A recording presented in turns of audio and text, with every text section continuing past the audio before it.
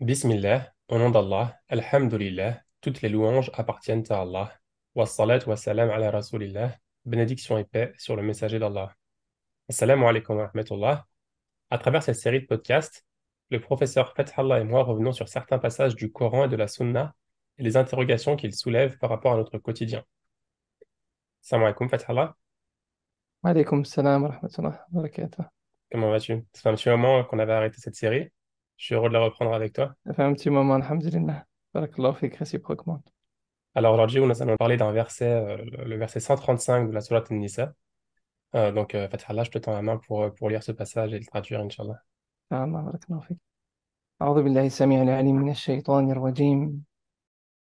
يا أيها الذين آمنوا كونوا قوامين بالقسط شهداء لله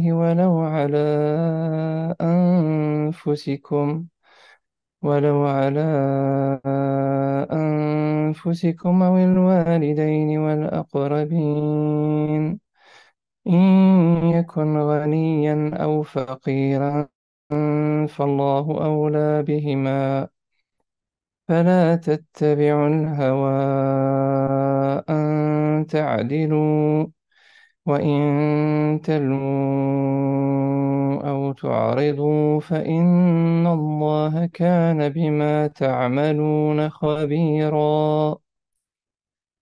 Ô les croyants, observez strictement la justice et soyez des témoins véridiques comme Allah l'ordonne, fût-ce contre vous-même, contre vos pères et mères ou proches parents. Qu'il s'agisse d'un riche ou d'un besogneux, Allah a priorité sur eux deux, et il est plus connaisseur de leur intérêt que vous. Ne suivez donc pas les passions afin de ne pas dévier de la justice. Si vous portez un faux témoignage ou si vous le refusez, sachez qu'Allah est parfaitement connaisseur de ce que vous faites. أعوذ بالله من الشيطان الرجيم بسم الله الرحمن الرحيم والصلاة والسلام على أشرف المرسلين سيدنا محمد وعلى آله وأصحابه أجمعين بسم الله. Ce verset, c'est un verset qui est d'une grande importance, surtout dans la période actuelle, même si certains écouteront peut-être ce podcast à d'autres moments ultérieurement. Mais c'est un verset qui a une importance de manière générale dans la vie du croyant. Déjà, Allah subhanahu wa ta'ala interpelle ceux qui portent la foi. Ya ayyuhalladhina amanu. Il interpelle ceux qui portent la foi dans ce verset et ça fait partie de ces règles de vie que toute personne qui porte la foi se devrait de traduire au quotidien ou en tout cas de s'efforcer de réaliser au quotidien. Et là, l'ordre qu'Allah subhanahu wa ta'ala il donne, c'est كونوا قوامين بالقسط شهداء لله. Soyez, dans la traduction, il est dit observez strictement la justice. كونوا قوامين بالقسط, c'est soyez parmi ceux qui se lèvent avec rectitude et avec justice, شهداء لله, témoins devant Dieu. Et certains commentateurs, et notamment Tabari, mettent en avant que ce qui est important dans ce verset, c'est le témoignage. Ils considèrent que dans la manière dont on témoigne, on se doit d'être juste, on se doit d'être véridique, on se doit de porter le témoignage avec rectitude et de se lever. Kunu qawwamin, hein. Ça nécessite cette part de fermeté en fait qu'on devrait avoir. Ibn Kathir d'ailleurs va dans le même sens et évoque un point qu'on verra dans la suite du verset, et il fait le lien avec le verset de Surat al-Baqarah où Allah subhanahu wa ta'ala il dit وَلَا تَكْتُمُوا الشَّهَادَةَ وَمَنْ يَكْتُمْهَا فَإِنَّهُ آثِمٌ قَلْبُهُ. Et ne cachez pas le témoignage parce que celui qui cache le témoignage, il a certes nui à son cœur d'une certaine manière ou commis un péché dans son cœur ou il s'est causé du tort à lui-même. Rien que ce début de verset, il énonce déjà beaucoup de choses importantes dans la vie du croyant. C'est-à-dire que à partir du moment où on aspire à porter la foi, ça nous engage vis-à-vis des êtres humains. Et ça nous engage à deux niveaux quand on entend ce verset. La première des choses, c'est qu'on doit être témoin. Et être témoin, ça nécessite un certain nombre de conditions. On ne peut pas être témoin si on ne vit pas parmi les hommes, si on n'est pas en relation avec les hommes, si on ne se préoccupe pas des sujets qui ont une certaine importance dans la vie des hommes. On ne peut pas témoigner de quelque chose quand on est absent et quand on ne sait pas ce qui se passe et quand on vit de manière très individualiste, isolé chez soi, sans se préoccuper de ce qui se passe autour. On ne peut pas témoigner dans ces conditions-là. Donc le témoignage impose un certain mode de vie et nous questionne sur nos modes de vie. Quand on n'est pas en capacité de témoigner, c'est qu'il y a un problème dans nos modes de vie. Et la deuxième des choses, c'est que même si on est en capacité et qu'on est en relation avec les gens, le témoignage, euh, est posée avec une condition importante, une condition de rectitude, de justice et de fidélité. Et Allah subhanahu wa ta'ala précise d'ailleurs dans la suite du verset, وَلَوْ عَلَىٰ أَنفُسِكُمْ أَوِ الْوَالِدَيْنِ وَالْأَقْرَبِينَ. Même contre vous-même, même contre vous-même ou vos parents, donc père et mère, ou vos proches. Et pareil, les commentaires vont à deux niveaux. Le premier niveau de commentaire, c'est de dire, ben, même si votre témoignage, finalement, quand vous avez un conflit avec une personne qui vous touche vous directement ou qui touche une autre personne, il va vous affecter vous directement, ben, vous devez quand même témoigner contre vous-même. Vous ne pouvez pas tirer la couverture vers vous-même. Hein, ça, c'est lié aussi à un enseignement important où Allah subhanahu wa ta'ala où il nous dit ولا تأكلوا أموالكم بينكم بالباطل وتدلوا بها إلى الحكام لتأكلوا فريقا من أموال الناس. Ne mangez pas vos biens ولا تأكلوا أموالكم بينكم بالباطل, et ne mangez pas vos biens en vous basant sur des choses qui n'ont pas de consistance, qui n'ont pas de réalité. وتدلوا بها إلى الحكام, et vous apportez des preuves à celui qui doit trancher, au juge. وتدلوا بها إلى الحكام لتأكلوا فريقا من أموال الناس, juste dans le but finalement de vous approprier les biens des autres. Donc il y a cette signification en effet, quand on est en conflit avec une personne, d'essayer d'être intègre, le plus intègre possible. Et même quand c'est un proche, hein, quand le prophète alayhi salam, il disait soutiens ton frère qu'il soit juste ou injuste, les compagnons se sont étonnés. Quand il est juste, c'est normal, mais quand il est injuste, bah, en empêchant d'être injuste. Donc on a un devoir d'intégrité. Mais ce devoir d'intégrité, il ne se limite pas au fait que nous-mêmes ou un proche, on soit dans une situation de conflit et qu'on doive témoigner avec intégrité.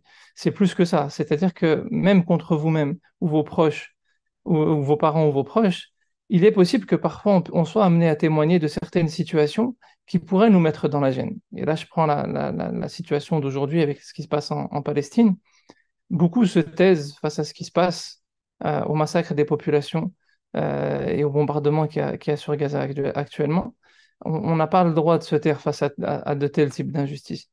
Et c'est pas uniquement parce que c'est des musulmans qui sont visés, ce serait X ou Y comme population qui serait visée, ou si on avait vécu en 39-45 et qu'on avait vécu l'Holocauste et que c'était les Juifs qui étaient visés à ce moment-là, on avait à cette période le même devoir de témoignage. Et aujourd'hui, on a ce devoir de témoignage.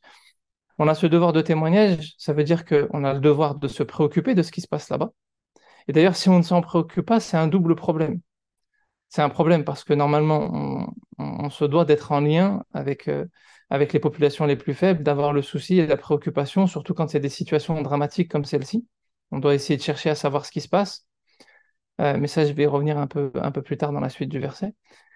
Et on a je disais un double devoir de témoignage parce que Al-Aqsa, la terre de Palestine, Allah subhanahu wa ta'ala dit Subhana alladhi asra bi'abdihi laylan min al-masjid al-haram ila al-masjid al-aqsa alladhi barakna hawlah linuriyahu min ayatina innahu huwa as-sami'u al-basir.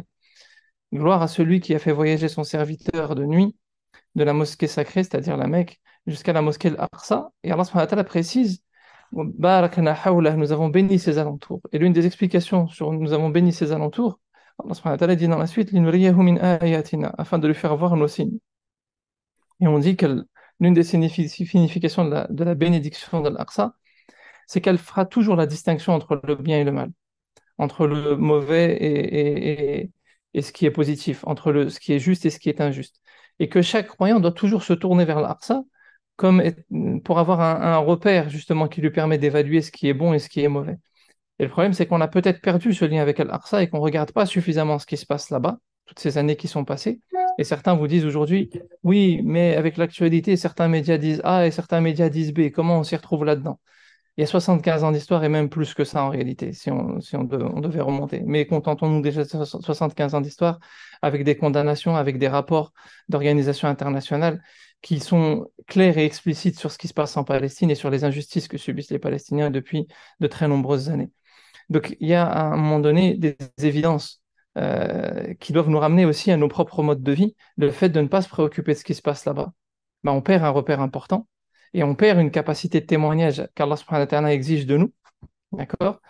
Et plus que cela, c'est qu'aujourd'hui, dans cette situation dramatique, on se retrouve dans une situation où certains n'osent plus parler et se taisent, non seulement parce que parfois ils disent ne pas avoir les informations alors qu'elles sont faciles d'accès, mais plus que ça, c'est que parfois il y a la peur de témoigner contre soi-même, dans le sens où si je témoigne, ben peut-être que je vais perdre les facilités, le confort de vie que j'ai, peut-être que je vais avoir des problèmes avec les autorités, peut-être que je vais avoir des problèmes avec X ou Y. Non, c'est-à-dire que aujourd'hui, tu peux avoir les problèmes que tu veux devant Allah subhanahu wa ta'ala, quand Allah subhanahu wa ta'ala va t'interroger sur ce qui s'est passé à ton époque. Et ceux qui nous ont précédés ont connu des choses de ce type-là. Comment est-ce qu'on va pouvoir répondre de ne pas avoir témoigné et de ne pas avoir attesté? Et certains vous diront, ça ne sert pas à grand-chose de témoigner parce que de toute façon, on n'est pas un État, on n'est pas. N'oublions pas que c'est une épreuve pour nous. N'oubliez pas que c'est une épreuve pour nous et c'est une épreuve pour eux. Dans l'histoire de Ashab al-Ukhdud, Allah subhanahu wa ta'ala éprouve Ashab al-Ukhdud, ces gens qui portaient la foi, par des tyrans, hein, qui vont les jeter dans une fosse et les brûler par le feu. Et ce qu'on en déduit, sans rentrer dans ce tafsir-là, parce que ce serait un autre commentaire encore à traiter, ce qu'on en déduit de cette histoire et dans la manière dont Allah subhanahu wa ta'ala nous parle de ces versets, c'est que les tyrans, c'était une épreuve pour eux. Mais certains commentateurs vont jusqu'à même dire que ces tyrans-là se seraient repentis par la suite. Donc, bon, finalement, c'était peut-être pas forcément pour eux, pour eux qui était la plus grande épreuve. Ceux qui sont morts, ils sont morts martyrs. Donc, finalement, ils ont tout gagné. La vraie épreuve est pour tous ceux qui sont restés silencieux autour à observer, Hmm. hein, qui étaient silencieux à ce moment-là. Et ça, c'est un vrai problème. C'est-à-dire que n'oublions pas que c'est une épreuve pour nous, notre capacité à dire la vérité en n'importe quelle circonstance. Hein, Afdalul djihad, comme le disait le prophète, sallallahu alayhi wa sallam, le meilleur des combats, hein, c'est une parole de vérité devant un sultan jair, devant un dirigeant, hein, qui est tyrannique ou qui t'oppresse ou qui te fait peur, peu importe comment on pourrait le traduire ce terme-là. L'important, c'est qu'à un moment donné, il faut être conscient que c'est aussi une épreuve pour nous. On ne va pas changer forcément la face du monde ou qu'on la change ou qu'on la change pas. Allah subhanahu wa ta'ala fait ce qu'il veut de ce monde. Ce n'est que le monde de notre épreuve. Ceux qui sont en Palestine vivent une épreuve, hein, et ceux qui sont dans d'autres pays vivent d'autres épreuves. Et nous qui sommes dans les sociétés de l'information, on vit aussi notre épreuve et on doit contribuer à une information juste et fidèle et se lever. Et Allah subhanahu wa ta'ala précise d'ailleurs la manière de se lever. إِن يَكُنْ غَنِيًّا أَوْ فَقِيرًا فَاللَّهُ أَوْلَى بِهِمَا. Qu'ils soient riches ou qu'ils soient pauvres, Allah subhanahu wa ta'ala est prioritaire sur eux. C'est-à-dire que l'objectif, c'est pas de défendre les plus faibles ou les plus démunis ou quoi que ce soit, c'est de défendre une parole de justice. Et là, chacun d'entre nous, on a un devoir et une responsabilité de se préoccuper de cette question-là. Comme je l'ai dit tout à l'heure, il y a des rapports qui existent sur la situation en Palestine. Hein, quand Amnesty International parle d'apartheid en Palestine et que certains sont gênés d'utiliser ces termes-là, c'est pas normal. C'est-à-dire que des organisations aujourd'hui qui connaissent bien le sujet, qui ont étudié le sujet, prennent des positions claires. Même au niveau de l'ONU, il y a des positions claires qui ont été prises. Donc on se doit d'avoir des positions claires sur ce qui se passe là-bas, et pas parce qu'il y en a qui sont plus faibles ou d'autres qui sont plus forts. Si c'était le plus fort qui subissait une injustice, il n'y a pas de problème, on serait les premiers aussi à défendre. Parce qu'on fait pour Allah subhanahu wa ta'ala, on ne fait pas pour une démarche communautaire. D'ailleurs, il y a des chrétiens qui subissent ces injustices, il y a peut-être même des athées qui subissent des injustices en Palestine. Le propos n'est pas là. C'est une question politique aujourd'hui, hein, de justice et d'injustice, et devant Allah subhanahu wa ta'ala, on doit se lever du côté de la justice, quelle que soit la force ou la puissance de celui qui subit l'injustice. Aujourd'hui, il s'avère que ce sont les plus démunis et les plus faibles, certes matériellement, mais alhamdoulilah, on sait que ces gens-là ont aussi la foi avec eux, pour beaucoup d'entre eux. فلا تتبعوا الهوى أن تعدلوا. Et ne suivez pas les vents si vous voulez être juste. Hein, et là, ça vient encore insister sur un des points que je vous évoquais tout à l'heure. L'objectif, c'est pas de dire de sortir avec un drapeau palestinien juste parce que vous êtes musulman. L'objectif, c'est de défendre la justice. Et ça, on a un devoir de connaître l'histoire de ce qui s'est passé. Il y a eu des jugements qui ont été rendus toutes ces dernières années. Il y a eu des massacres qui ont été perpétrés en Palestine pendant ces dernières années. Il y a eu d'autres guerres. Il y a un boycott à Gaza qui est subi par la population depuis des années. Et donc, à un moment donné, on a le devoir de se préoccuper de savoir ce qui s'est réellement passé, surtout que c'est un repère en tant que croyant pour nous, que de connaître cette terre-là et de connaître ce qui s'y est passé pour pouvoir faire la distinction entre le vrai et le faux. Donc, on ne peut pas suivre les vents. On ne peut pas suivre juste parce qu'un ami a dit, allez, on va suivre la question palestinienne, on va défendre, on y va. C'est pas sage à ce moment-là. Hein. Et de la même manière, on ne peut pas se taire parce que certains médias nous somment presque de nous taire sur cette question, ou au contraire même de défendre ceux qui font subir les injustices et ceux qui sont injustes aujourd'hui. Donc non, on se doit et on a un devoir de se lever pour la justice, mais en conscience, parce que l'islam, c'est une religion de la conscience. Et là, chacun d'entre nous, on doit faire ce travail. Même si on ne l'a pas fait, eh ben, il est temps que ça révèle nos incohérences et que ça nous pousse à le faire aujourd'hui, hein, et de ne pas chercher à être dans le résultat, de se dire, oui, mais quand on va faire, est-ce qu'on va sauver la Palestine? Si Allah subhanahu wa ta'ala veut sauver, il dit kun fayakun. et la terre elle de Palestine sera sauvée, et même cette planète, il n'y aura plus de guerre et quoi que ce soit. C'est un monde d'épreuves dans lequel chacun d'entre nous on est éprouvé sur les valeurs que l'on porte, et si ces valeurs, on les porte réellement, on doit être en capacité à un moment donné de les traduire dans un acte minimum. Et chacun, il doit réaliser ce qu'il peut à son échelle.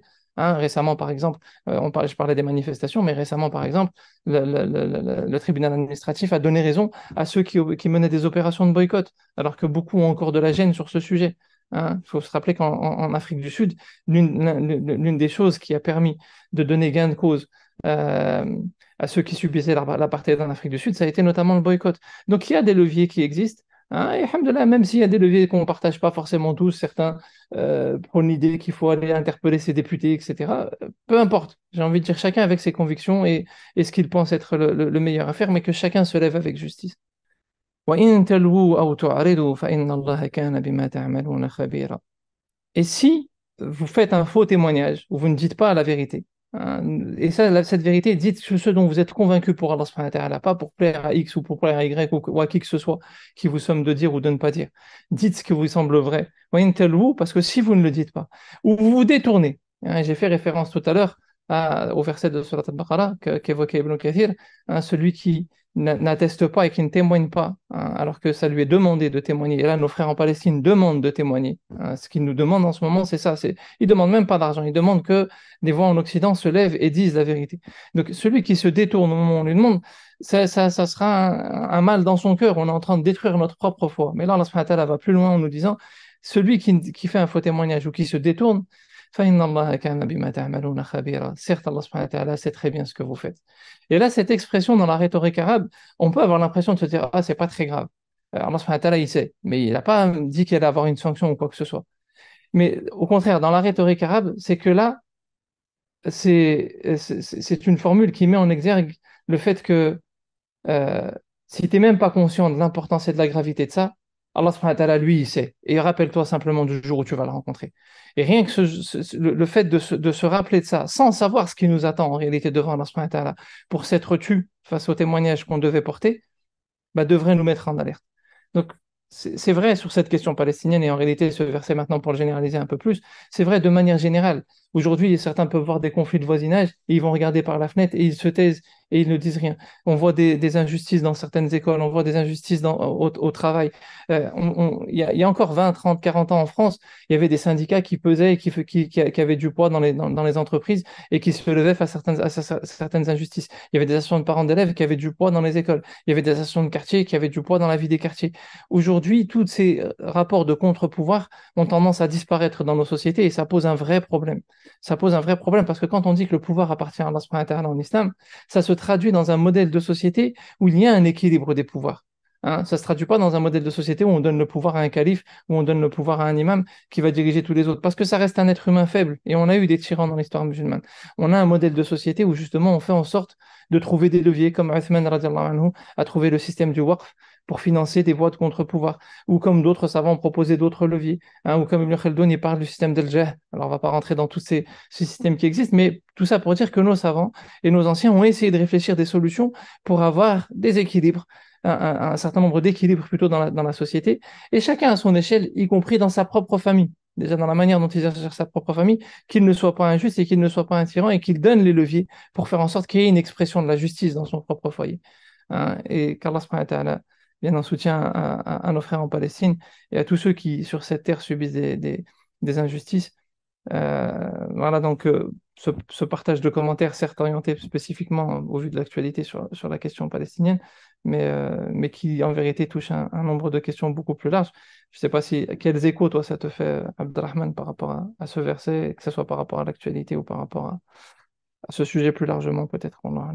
Je te remercie, Fathallah, barakallahu fik. Alors moi, j'ai deux commentaires ou deux réflexions que j'ai par rapport à ce sujet et je voudrais avoir ton avis par rapport à ça, Inch'Allah. Le premier, c'est par rapport à l'importance de comprendre les enjeux de pouvoir dans ce genre de situation et même quand on veut régler un souci, un conflit ou quand on est témoin d'une injustice. Par exemple, si on voit une injustice entre deux frères ou entre un frère et une sœur, quoi que ce soit, voilà, il y a plusieurs manières de régler le problème. Peut-être qu'on peut se demander qu'on va aller voir les parents, on va faire autre chose. Voilà, ici, c'est la même chose, à beaucoup plus grande échelle, bien sûr. Mais je pense qu'il y a un devoir et une grande importance à donner à essayer de comprendre les enjeux de pouvoir. Parfois, on pense que c'est juste les présidents ou juste, voilà, ou juste les médias voilà, qui contrôlent tout, quoi que ce soit. Mais il y a des grands enjeux de pouvoir. Tu as parlé de boycott, tu as parlé voilà, de se renseigner.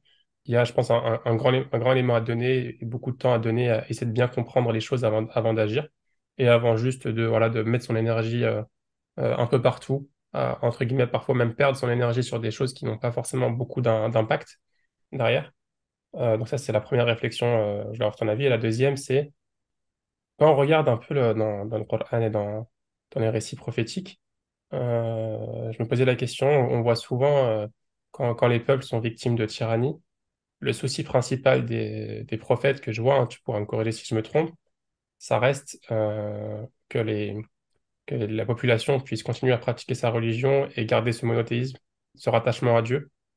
Quand on regarde Moussa alayhi salam et son peuple, Rasulullah sallallahu alayhi wa sallam et à Mecca, euh, le souci principal que je vois, en tout cas moi, c'est l'importance principale, c'est voilà, qu'ils puissent pratiquer leur religion, qu'ils puissent adorer Dieu comme il se doit. Est-ce que il n'y a pas quelque chose que si, quand on demande la justice pour nos frères et sœurs, etc., est-ce qu'il n'y a pas un manque par rapport à ce niveau-là, à essayer de les raffermir aussi dans leur foi. Parce que quand tu vois des personnes comme ça qui subissent la guerre, qui subissent des bombardements, etc., tu peux te demander, quel serait le souci des prophètes par rapport à eux principal? Est-ce qu'il y aurait aussi pas un gros souci par rapport à leur foi, au fait, parce qu'au final, ce qui compte, bon, c'est assez dur ce genre de parole, hein, ce qui compte, ça reste quand même l'entrée au paradis et le monde d'après. Bien sûr, le reste compte, c'est très très important, mais j'ai l'impression, corrige-moi si je me trompe peut-être, que le souci de leur maintien de leur foi n'est pas très souvent évoqué. Je ne sais pas si tu as quelque chose à dire par rapport à ça. Ouais, sur ces deux sujets, sur la question des contre-pouvoirs, euh, l'efficacité, ça peut être un enjeu, mais c'est pas forcément l'enjeu primaire parce que le résultat ne nous appartient pas en fait en islam. Et Allah subhanahu wa ta'ala, par exemple, dans le verset où il dit وَلَوْلَا دَفْعُ اللَّهِ النَّاسِ بَعْضَهُم بِبَعْضٍ لَفَسَدَتِ الْأَرْضُ. Si Allah subhanahu wa ta'ala n'avait pas levé certains hommes contre d'autres, et dafa en langue arabe, c'est le même mot qui est utilisé par exemple pour la mouche quand elle vient te perturber, elle vient te gêner, elle te laisse pas tranquille. Une Mhm. mouche, elle va pas t'empêcher de faire ce que tu as à faire. Mais elle te gêne suffisamment pour te perturber, en fait. Et pour ne pas te laisser t'enfoncer dans ce que tu es en train de faire. Et elle t'oblige à lever la tête, elle t'oblige à finalement à faire différemment ou en tout cas, elle te déconcentre de la tête quand tu as la tête dans le guidon. Voilà, voilà, daf'ullahi an-nas ba'dahum bi ba'd. Donc, si on n'avait pas certains hommes qui venaient apporter cette gêne, hein, juste cette petite gêne qui empêche certains de s'enfoncer dans leur fonctionnement ou peut-être dans leur tyrannie ou dans... Ben, juste cette gêne-là, Allah subhanahu wa ta'ala, il dit, s'il n'y avait pas ces hommes-là qui faisaient ça, la terre aurait été pervertie. Et dans un autre verset qui a la même formule, il dit les synagogues, les églises et les lieux de prière auraient été détruits. Comme pour nous montrer l'importance de préserver la nature et de préserver la différence dans les approches religieuses et dans l'adoration qu'Allah subhanahu wa ta'ala a décidé de préserver sur cette terre. Et donc, l'enjeu, c'est finalement d'être capable d'apporter cette gêne. Pourquoi? Parce qu'en vérité, en islam, on est dans une véritable démarche de conscience. Ce qui compte, c'est pas Noir, par exemple. Est-ce que c'est un modèle de réussite? Non, pas forcément. Pourtant, il a pas, enfin, il a pas réussi à transformer sa société. Et pourtant, en vérité, Allah subhanahu wa ta'ala nous le présente comme un modèle de réussite. Il est un modèle de réussite. Hein. Donc ça ne veut pas dire que réussir, c'est arriver à faire en sorte que la société change ou qu'on soit efficace ou quoi que ce soit. Ça ne veut pas dire qu'on n'a pas le souci d'efficacité, je vais y venir juste après. Mais ça veut dire qu'on doit essayer d'actionner des leviers pour essayer de faire en sorte de perturber suffisamment pour ramener les gens à une démarche de conscience et ne pas les laisser s'enfoncer dans l'insouciance. Mhm. Ça veut dire que là, par contre, on doit chercher à avoir une certaine forme d'efficacité. Et nous, à notre échelle, je pense au niveau européen, et c'est ce que disent d'ailleurs ceux qui sont en Palestine aujourd'hui de manière générale, c'est qu'on a un devoir d'information parce qu'aujourd'hui, il y a à un certain niveau comme une guerre de l'information en fait, où on a un matraquage médiatique avec beaucoup de mensonges en plus. C'est ça le pire, c'est-à-dire que il y a plus d'intégrité dans la manière. Je ne parle pas que de la question palestinienne de manière générale. On a sur les années précédentes, sur l'histoire du Covid et sur tout ce qui a pu se passer sur ces dernières années, on a des informations et puis quelques mois après, quelques années après, parfois même quelques jours après on a des contre-informations qui viennent nous dire non, mais c'était pas vrai. Et les démentis, c'est deux lignes en bas d'un truc, alors qu'on nous a fait tout un matraquage sur le truc qui était un mensonge à la base. Donc, on se doit d'essayer de faire en sorte de perturber. ces informations fausses en essayant de ramener suffisamment d'informations qui soient un peu vraies, ou en tout cas pousser les gens à faire en sorte qu'ils se préoccupent de ce qui peut être vrai. C'est pour ça que je pense que les manifestations, comme beaucoup pensent que c'est pas efficace, ça a le mérite de ramener dans la rue et dans l'endroit qui est le plus visible, indépendamment des réseaux sociaux, etc., ou aujourd'hui, et de la télévision, où c'est pas si évident que ça de pouvoir diffuser, et c'est très impersonnel, de ramener dans cet espace-là de la visibilité. Il ne faut pas oublier que la plupart des civilisations sont nées de mouvements qui se passaient dans les rues. Alors vous allez me dire que c'était des époques où il n'y avait pas Internet, etc. Mais en tout cas, ça se passait beaucoup comme ça. Ça, c'est une première chose. J'ai parlé du boycott tout à l'heure qui est aussi efficace parce que dans la démarche de boycott, il faut savoir que la plupart des groupes qui travaillent sur les questions de boycott font un travail de sensibilisation et d'information. Ils vont dans les grandes surfaces, ils distribuent des tracts, ils parlent avec les gens. Et ce travail-là, il est efficace, hein. C'est un travail qui a une grande importance. Donc je pense que, après, peu importe même le travail d'information auprès de certaines personnalités ou de personnes qui peuvent se faire le relais d'information, ou peu importe, peut avoir son importance. Après, j'ai envie de dire chacun en fonction de ses facilités ou de ses réseaux ou de ses capacités ou de ce qu'il a à disposition.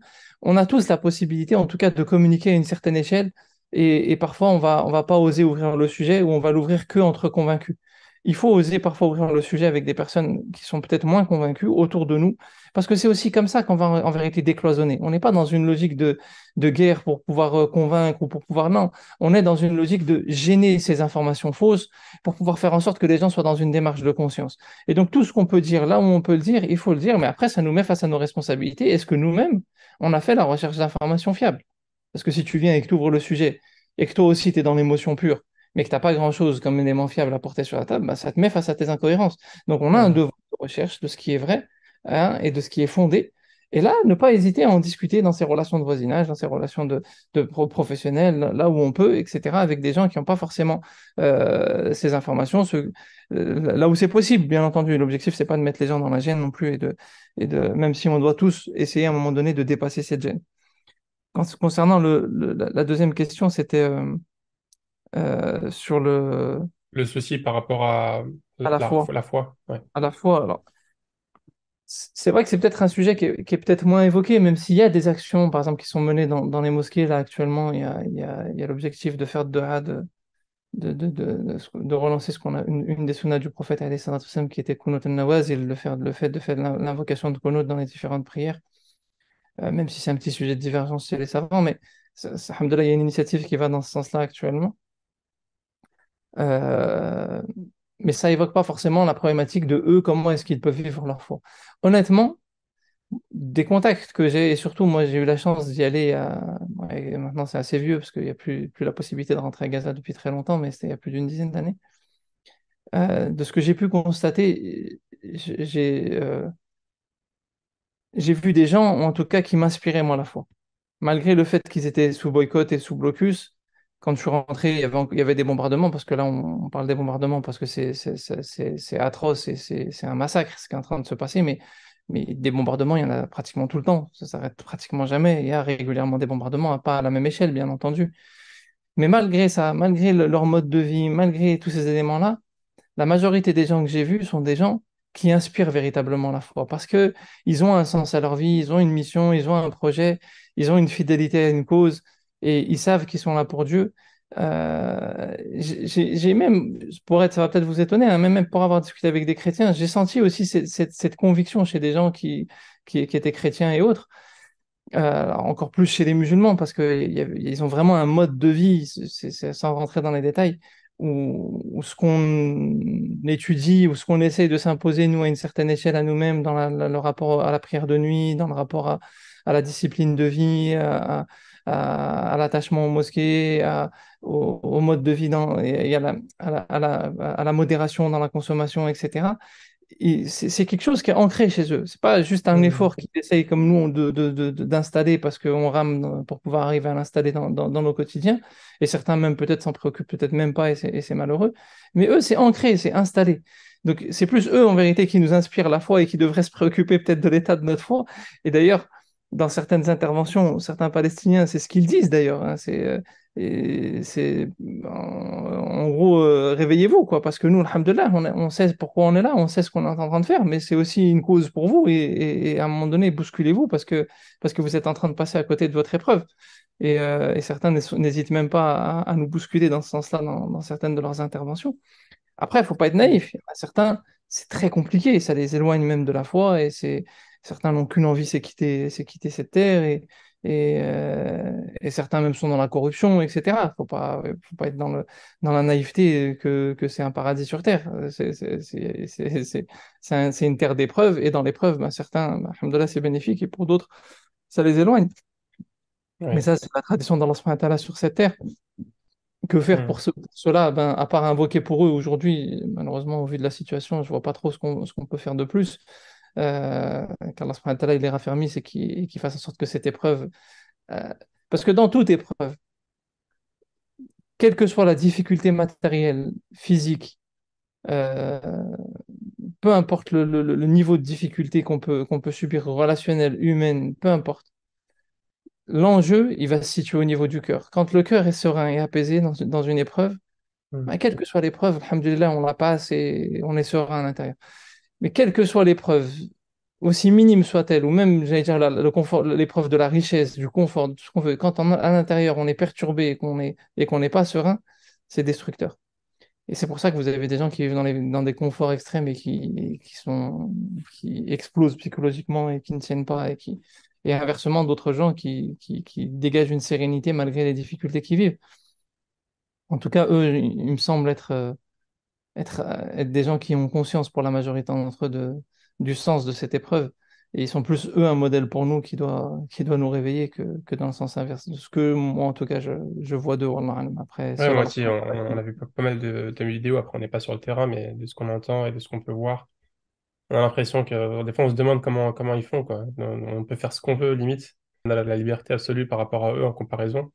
Et on se demande comment ils font eux et nous, pourquoi on est si loin par rapport à eux en termes de confiance, de tawakkul, de foi. Ça amène à se poser des questions, effectivement. C'est vrai. Fathallah, je te remercie beaucoup pour cet épisode. Je vais te laisser conclure, Inch'Allah. Allah, ça m'a fait qu'on demande à Allah subhanahu wa ta'ala qui soulage tous ceux qui subissent des injustices sur cette terre, et en particulier en Palestine, et à chaque échelle, qu'Allah subhanahu wa ta'ala leur apporte un soulagement, qu'il les préserve de toute douleur, de toute difficulté, qu'il lève pour eux la difficulté. On demande à Allah subhanahu wa ta'ala qu'il freine les injustes, qu'il leur accorde un repentir sincère pour ceux qui méritent un repentir sincère, et qu'il détruise tous ceux qui ne se repentent pas et qui continuent à faire subir des injustices. Qu'Allah subhanahu wa ta'ala déverse sa sérénité dans le cœur de tous ceux qui vivent cette situation sur place ou de loin, et que cela perturbe. Qu'Allah subhanahu wa ta'ala il déverse sa sérénité dans nos cœurs et qui nous donne la force d'être parmi ceux qui témoignent de la justice. Qu'Allah subhanahu wa ta'ala, il nous donne la force d'être à la hauteur de nos épreuves respectives, quelles que soient nos épreuves, à quelque échelle que ce soit. Qu'Allah subhanahu wa ta'ala, il nous attache à une parole de vérité et qu'il fasse qu'on soit parmi ceux qui portent une parole de vérité. Qu'Allah subhanahu wa ta'ala, il nous établisse parmi les véridiques et qu'il nous éloigne des menteurs et de la ruse de ceux qui rusent.